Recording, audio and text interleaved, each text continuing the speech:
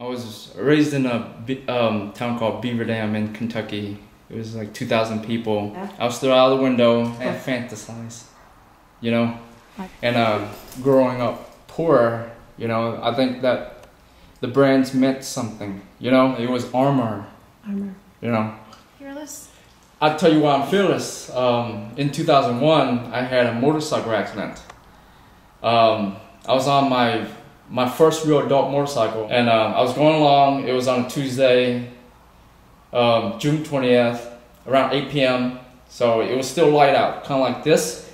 I was going along about 40 miles per hour, and the lady, I'm going like this, and the lady's, I see her in front of me because she's about to turn left, you know? So I'm like, when I got there, she decided to turn. So I went over her hood, my motorcycle went under her car. I remember hitting my head on the windshield and then knocking out.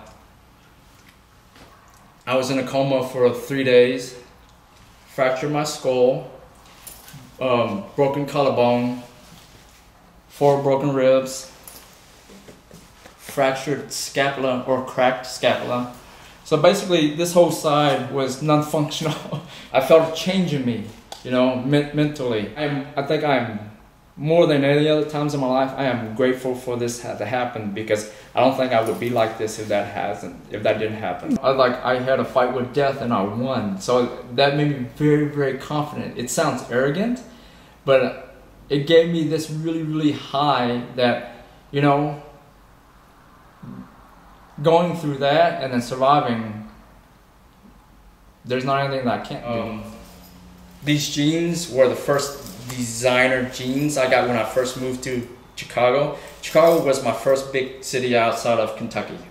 They started ripping, so I put the layer under it and then started sewing horizontally across just to give it this effect. And I did this so I like to, you know, cover the whole thing just for give that, you know, that impact. It's amazing. I only have 3 shoes in my life, and these are the snake skin. They're like python, and these are like my badass boots. They make me taller, and it just I'm able to swagger whenever I wear these. And this year is the year that I start really concentrate on making t-shirts that I like to wear. So I saw this in a book of movie posters.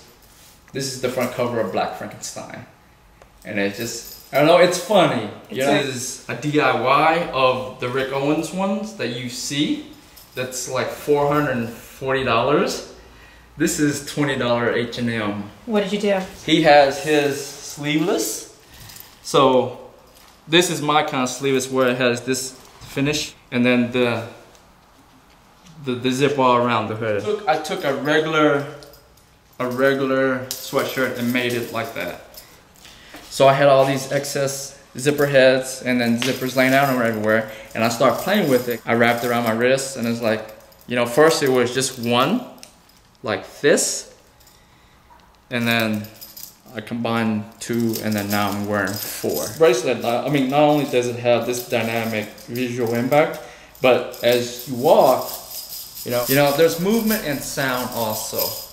It's a scene called the Fight of Shunte, and it's popular because of these 3 samurais taking, you know, in fight with this big snake, and it was one of the biggest fights, you know, in that kind of mythology. But in the way that it applies to my life is that this is me and my 2 brothers struggling with life.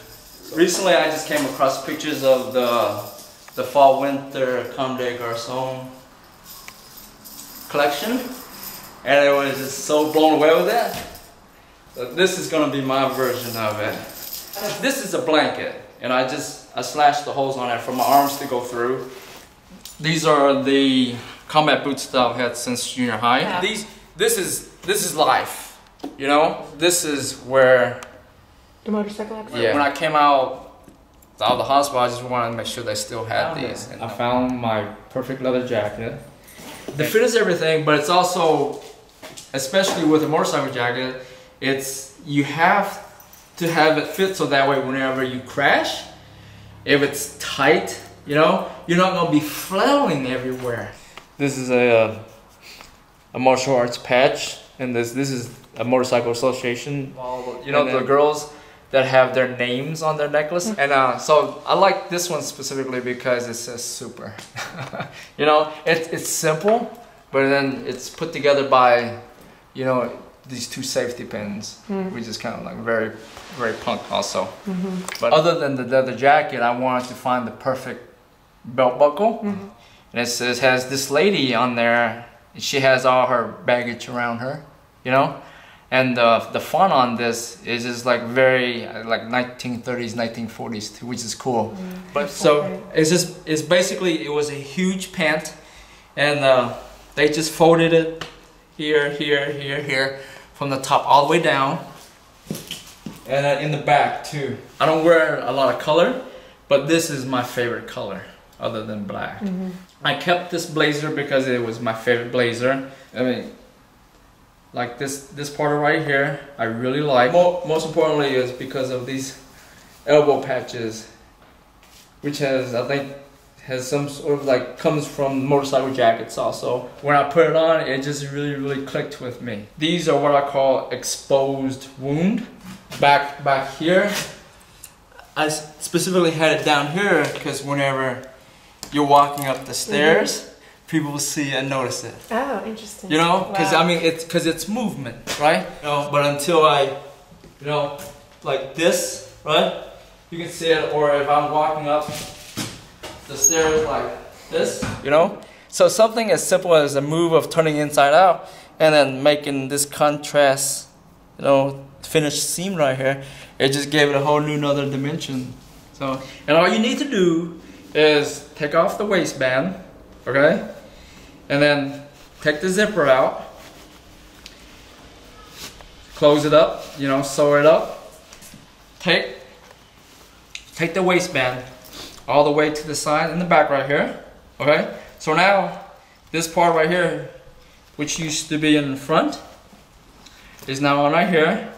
And then the easiest way to do it is first layer on the zipper, any direction that you want it, sew it on, and then you just cut it in between.